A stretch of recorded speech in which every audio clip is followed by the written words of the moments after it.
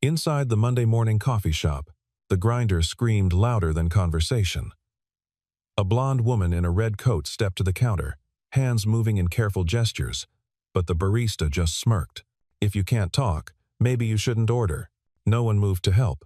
Then a man in a worn apron walked forward, his hand signing to the little girl beside him before turning to the woman. In that moment, her eyes brightened. He smiled. "Oat milk latte, right?" She placed a business card on the counter.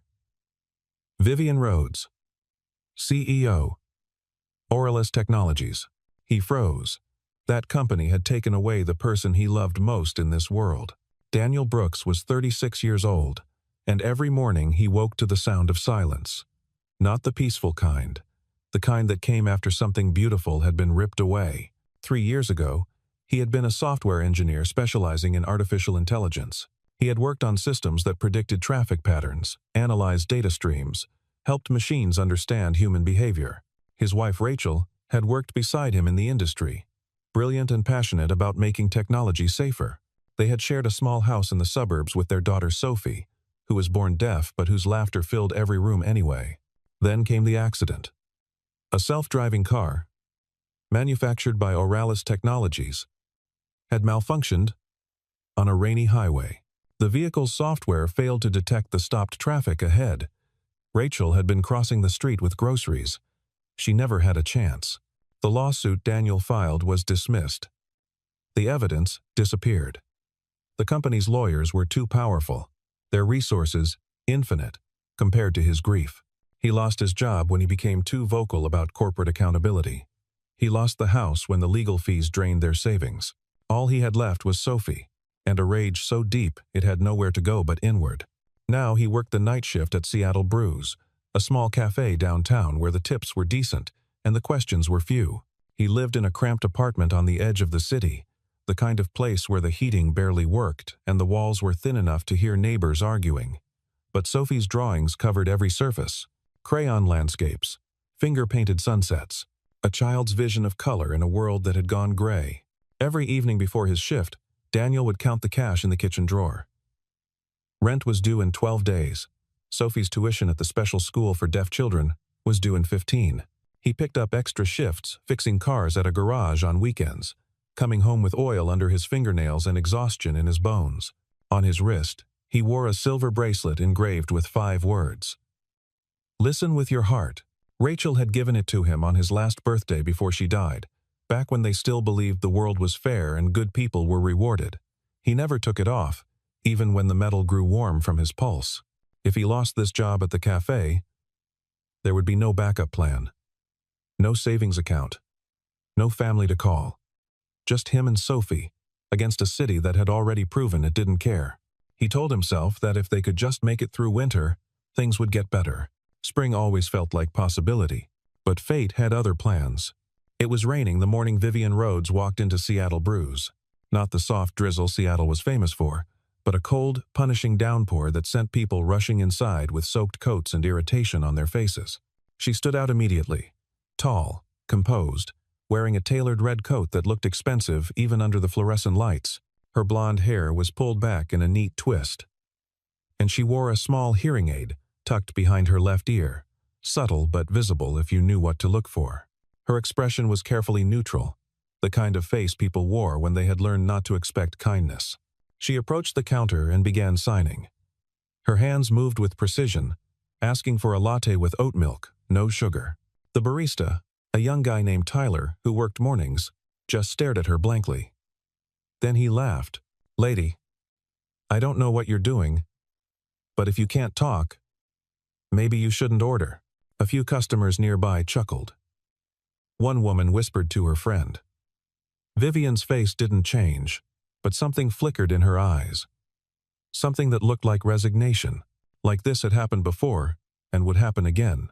Daniel was wiping down tables in the corner, Sophie beside him with her backpack, waiting for him to finish so he could walk her to school. His daughter tugged his sleeve, her small hands moving rapidly. "She's like me, Dad." He looked up, saw the woman at the counter, saw the hearing aid, saw the way she held herself with dignity, even as people laughed, and something in him broke open. He walked over, his hands already moving as he approached. "What would you like?" Vivian's head snapped toward him, eyes wide with surprise. For a moment, she didn't respond, as if she couldn't believe someone had actually signed to her. Then her hands moved, careful and grateful. "Oat milk latte. No sugar. Please." Daniel turned to Tyler. "Oat milk latte. No sugar." Tyler's smirk faded. He rang it up without another word. While they waited, Sophie stepped closer to the woman, her hands moving with the fearless honesty of children. "You're beautiful." Vivian blinked rapidly. Then she smiled. A real smile. The kind that reached her eyes and softened the edges of her face. She knelt down to Sophie's level and signed back. "So are you." A single tear rolled down Vivian's cheek. She wiped it away quickly, like she wasn't used to crying in public. But Daniel saw it. Saw the loneliness in that single gesture of being understood. When the latte was ready, Vivian reached into her coat and pulled out a business card.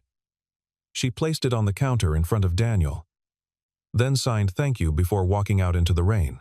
Daniel picked up the card. Vivian Rhodes, Chief Executive Officer, Oralis Technologies. The room tilted. That name, that company, the one that had buried the truth about his wife's death. The one that had lawyers delete emails and pay off witnesses.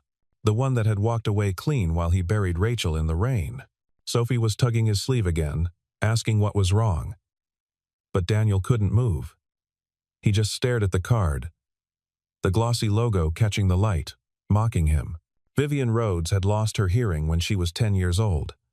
She remembered the explosion, the sharp, terrible sound that came before the silence. Her mother, Elaine Rhodes, had been a chemical engineer working late in the laboratory.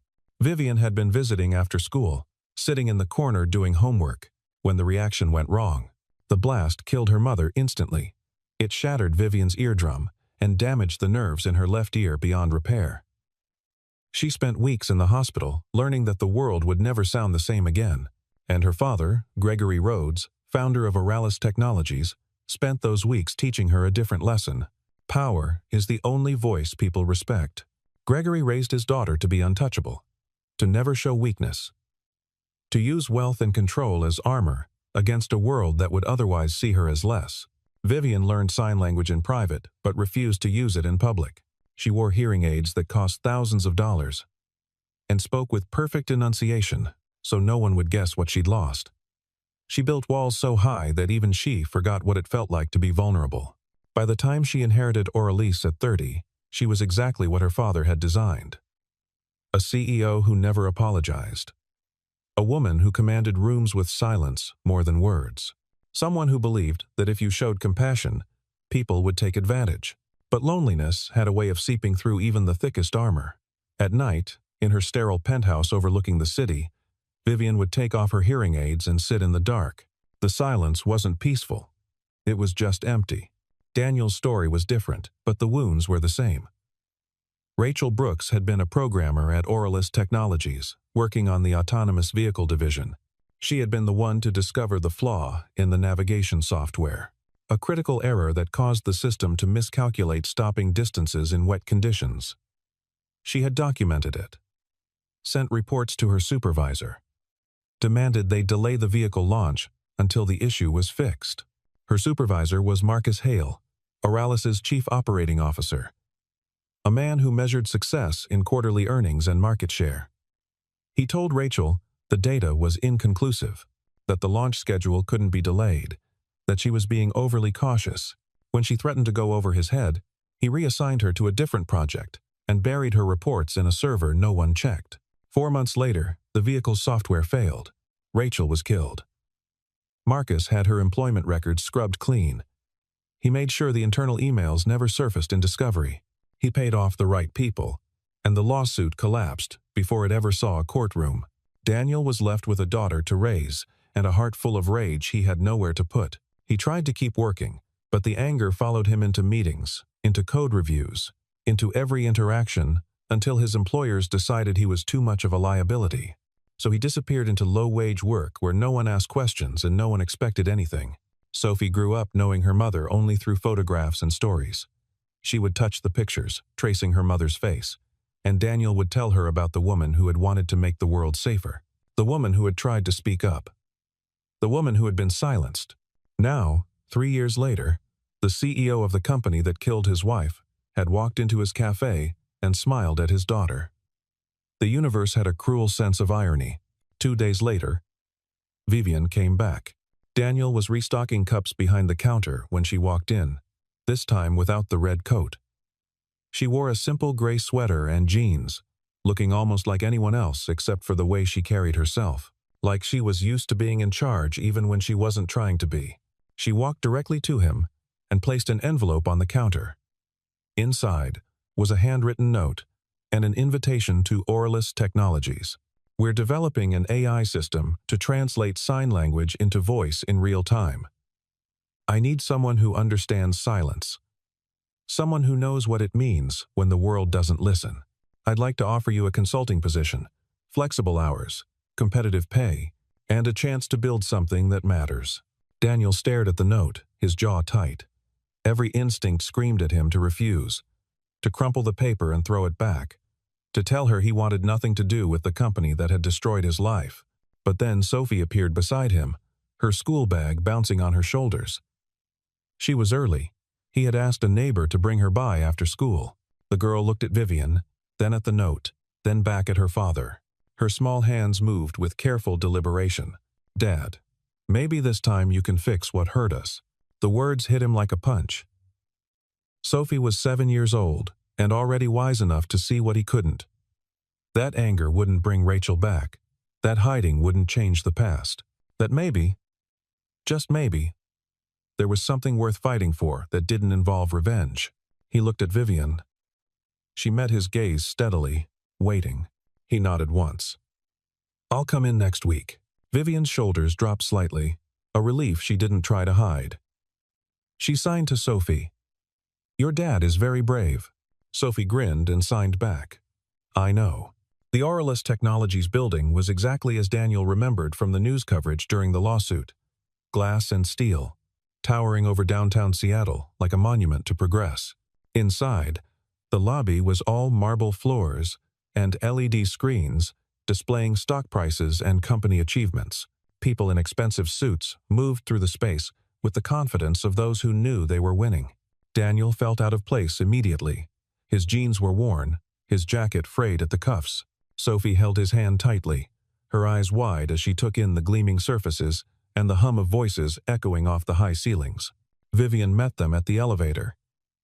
She had returned to her CEO uniform, tailored blazer, sharp heels, hair pulled back. But when she saw Sophie, her expression softened. She knelt down and signed. I'm glad you came. Sophie signed back. This place is big. Do you own all of it? Vivian smiled. I'm in charge of it. That's different. They rode the elevator to the 15th floor, where the AI research lab occupied an entire wing. Vivian had set aside a private room for Daniel and Sophie, equipped with computers, whiteboards, and a corner filled with books and toys for the girl to occupy herself while her father worked. The other employees watched Daniel with curiosity and suspicion. He could feel their eyes following him down the hallways, hear the whispered questions. Who is he? Why is he here? Is he really qualified? But Vivian made it clear. This man is a consultant on our most important project. He has expertise we need. Treat him with respect. Daniel spent the first week reviewing the AI system's code, analyzing the sign language recognition algorithms, testing the translation accuracy. The work was familiar, pulling him back into the world he had left behind. And despite everything, despite his anger and grief, he found himself caring about the project, about building something that could help people like Sophie, like Vivian, like everyone who had ever been ignored because the world couldn't be bothered to listen. Vivian would stop by the lab each afternoon, checking progress, asking questions. Their conversations were a mix of spoken words and signed phrases, slipping naturally between the two. Daniel noticed how she relaxed when she signed, like she was allowed to be herself instead of the persona she wore in boardrooms. Sophie became a fixture in the office, charming the staff with her drawings and her fearless use of sign language. She would sit in meetings, coloring quietly, occasionally signing questions that made the engineers laugh. What's an algorithm? Why do computers need to learn? Can they dream? Daniel felt something he hadn't felt in years. Not happiness, exactly, but maybe the edge of it. The possibility that life could be more than just survival. And then Marcus Hale found out. Marcus Hale was 40 years old. Tall and lean with slick-back blonde hair and eyes the color of old ice. He wore custom suits and a diamond-studded watch that cost more than most people's cars. He had been with Aurelius for 15 years, climbing the ladder through calculated decisions and strategic ruthlessness. When he heard that Vivian had hired a consultant without board approval, and that the consultant was Daniel Brooks, he didn't bother hiding his contempt. He found Daniel in the lab one afternoon, Sophie at the table drawing while her father worked. Marcus walked in without knocking, his presence filling the room like cold air. "You think your sob story earned you a seat at this table?" Daniel turned slowly. He had seen Marcus's face before, in depositions and news articles. The man who had killed his wife through negligence, and then covered it up with money. "I was invited," Daniel said quietly. Marcus stepped closer. "You're a washed-up engineer who couldn't hack it in the real world. And now you're here, playing house with the CEO, using your deaf kid as a sympathy card." Sophie looked up, sensing the tension even if she couldn't hear the words. Daniel's hands clenched into fists. "My daughter has nothing to do with this, doesn't she?" Marcus smiled, thin and sharp. "Vivian has a weakness for charity cases. But this company doesn't run on feelings. It runs on results. And you? You're just another liability, waiting to happen." He left without waiting for a response, the door clicking shut behind him. That night, Daniel couldn't sleep. He lay awake in his apartment, listening to Sophie's breathing from the next room, thinking about Marcus's words. Charity case. Liability. The same words that had followed him since Rachel died. The same assumptions that people made when they saw a single father struggling to keep his head above water. But there was something else nagging at him. Something Marcus had said that didn't sit right. This company doesn't run on feelings. As if emotions were weakness. As if caring about people was a flaw instead of the whole point. Daniel got out of bed and opened his laptop. He still had access to Aurelius's internal network from his consulting work. He started searching, following threads of code and file structures, looking for anything that felt wrong. 3 hours later, he found it. Hidden in an archived server marked H drive, there were logs from 3 years ago, vehicle diagnostics, error reports, and a chain of emails between Rachel Brooks and Marcus Hale. Rachel's warnings, Marcus's dismissals, and then, after the accident, a final note. "Bury this. No traces. M.H." Daniel's hands shook as he downloaded the files. This was it. The evidence that had been erased. The proof that Marcus had known about the flaw and ignored it. That Rachel had died because one man cared more about profits than safety. He needed to show Vivian. But as he stared at the files, a cold fear settled in his chest. Marcus was powerful. He had buried this once. He could do it again. And this time, Daniel had more to lose. He had Sophie to protect.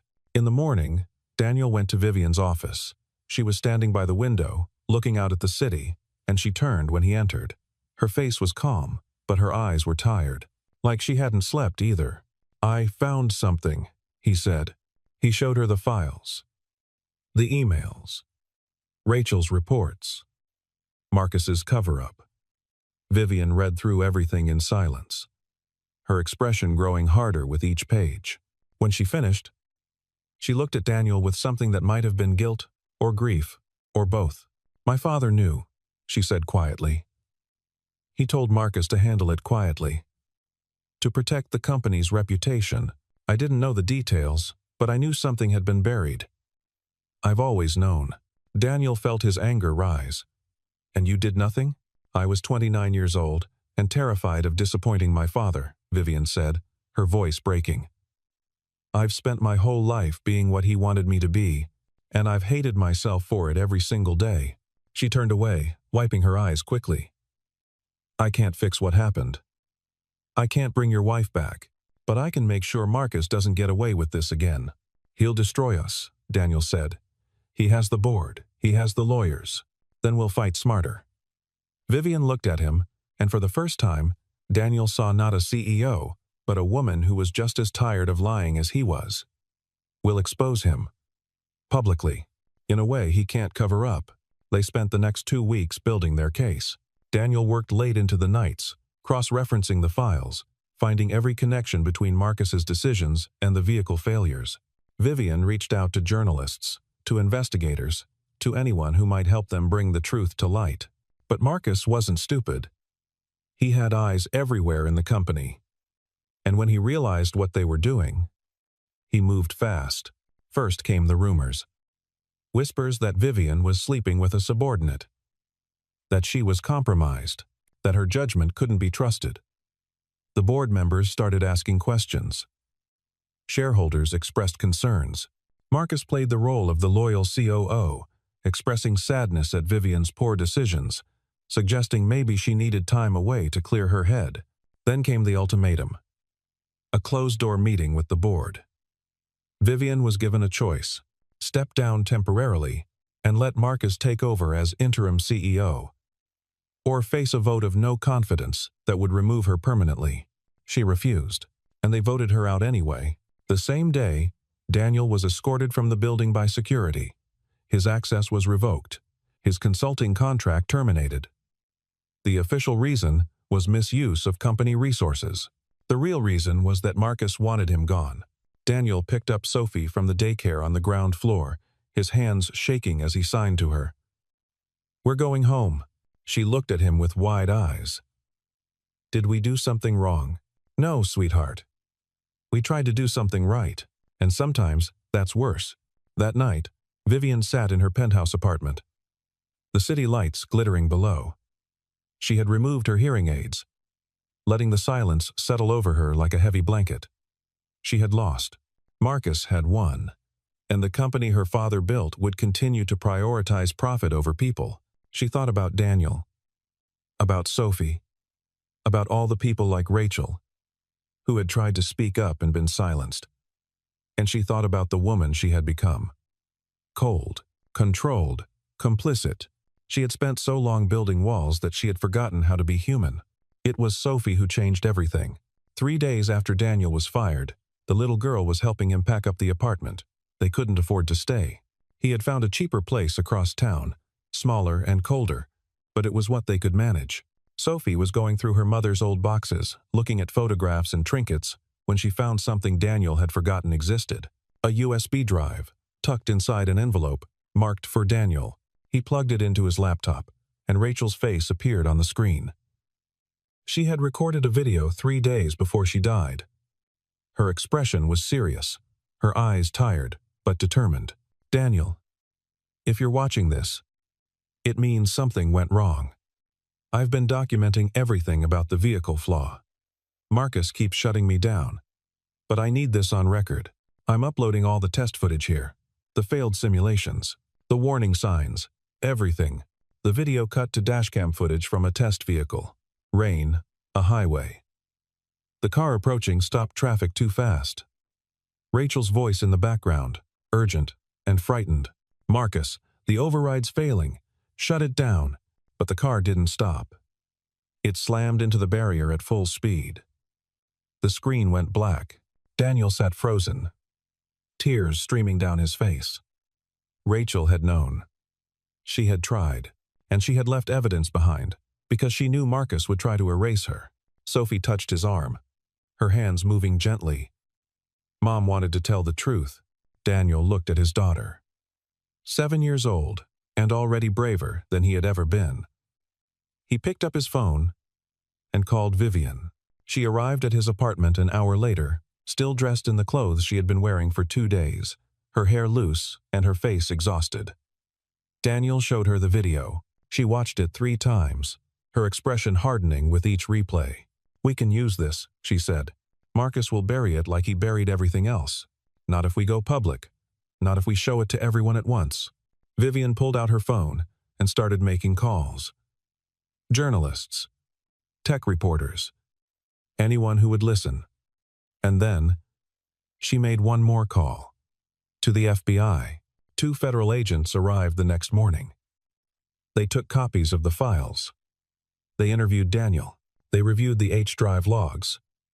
And they opened an official investigation into Auralist Technologies for corporate fraud and negligent homicide. Marcus tried to spin it. Tried to claim the files were fabricated. But the video couldn't be faked. Rachel's voice. The timestamps. The metadata. It was all there. The annual shareholders' meeting was in 5 days. Vivian had been barred from attending, but she had one card left to play. A public speech, in front of investors, media, and everyone who had ever doubted her. She asked Daniel to stand with her. He agreed. The conference hall was packed. Shareholders filled the seats. Journalists lined the walls. Cameras tracked every movement on stage. Marcus stood at the podium, delivering his prepared remarks about innovation and growth, and Auralis's bright future. Then Vivian walked in. Security tried to stop her, but she kept walking. Daniel and Sophie behind her. The crowd murmured. Marcus's smile froze. Vivian stepped onto the stage and removed her hearing aids. She set them on the podium with a soft click that the microphone caught. Then she began to sign. The room fell silent, confused. But behind her, the massive screen flickered to life. The AI translation system they had built together, the one Daniel had coded and Vivian had funded, began to translate her signs into spoken words that filled the hall. This company silenced truth. Today, silence speaks back. The screen shifted. Rachel's video played. Her warnings. The test footage. The crash. Marcus's voice telling her. The data didn't matter. Gasps rippled through the crowd. Cameras flashed. Marcus tried to speak, but the FBI agents, who had been waiting in the back row, moved forward. They placed handcuffs on his wrists in front of hundreds of witnesses. Marcus Hale, you're under arrest for fraud, obstruction of justice, and criminal negligence. The room erupted. Journalists shouted questions. Shareholders stood. But Vivian just kept signing. Her hands steady, even as tears ran down her face. Rachel Brooks tried to save lives. She was silenced. Today, I'm giving her back her voice. Daniel stood beside her, Sophie's hand in his, watching as the man who killed his wife was led away. It wasn't peace. It wasn't healing. But it was justice. Finally, the fallout was swift. Marcus was formally charged. The board launched an internal investigation. Dozens of executives were found complicit in the cover-up. Some resigned. Others were fired. The company's stock plummeted, and Auralist Technologies faced lawsuits from victims' families across the country. But Vivian didn't walk away. She fought to rebuild. She took back control as CEO, this time without her father's shadow hanging over her. And the first thing she did was establish the Rachel Brooks Foundation, a fund dedicated to technology ethics, whistleblower protection, and support for families affected by corporate negligence. Daniel was named the foundation's technical director. He worked with engineers, policymakers, and advocates to create new standards for AI safety. Real standards. Ones that put people before profits. And Sophie became the face of Auralis's new mission. She appeared in promotional materials, her bright smile and fearless use of sign language showing the world what inclusion actually looked like. The company built accessibility into everything they designed. Deaf and hard-of-hearing consultants were brought onto every project. The AI translation system they had built became open source, free for anyone to use. 6 months after the trial, Sophie had her cochlear implant surgery. The procedure was covered by the foundation, along with years of therapy and support. Daniel held her hand in the recovery room, waiting for the moment when the device would be activated. When the audiologist turned it on, Sophie's eyes went wide. She could hear the beep of the monitors, the rustle of sheets, her father's breathing. "Dad?" she said, aloud, her voice small and uncertain. Daniel's throat tightened. I'm right here, sweetheart. Sophie smiled, tears rolling down her cheeks. You sound like light. Vivian was standing in the doorway, watching.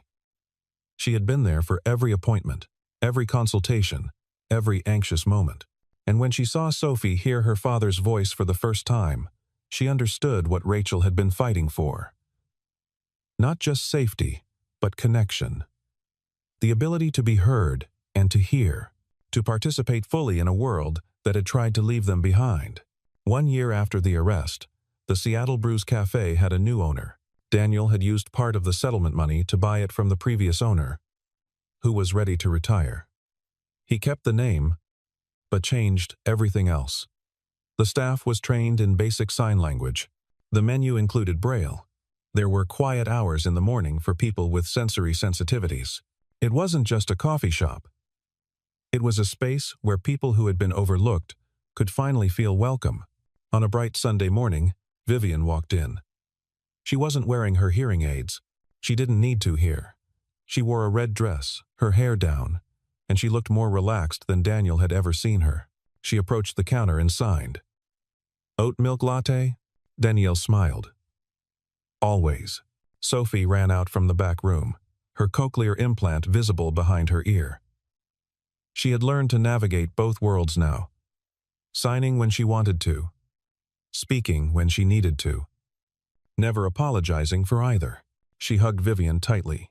The woman knelt down, returning the embrace with a fierceness that surprised even her. The three of them sat by the window, sunlight streaming through the glass, warming the table.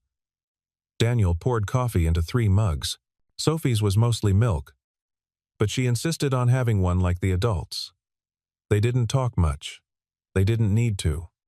Some conversations happened in silence, some in words, some in the space between. Outside, the city moved on. Cars honked. People rushed past. The world kept turning. But inside the cafe, there was something that felt like peace. Not the kind that erased pain, but the kind that made room for healing. Vivian reached across the table and took Daniel's hand. He didn't pull away. Sophie grinned and put her small hand on top of theirs. Listen with your heart, Sophie signed with her free hand. Daniel smiled.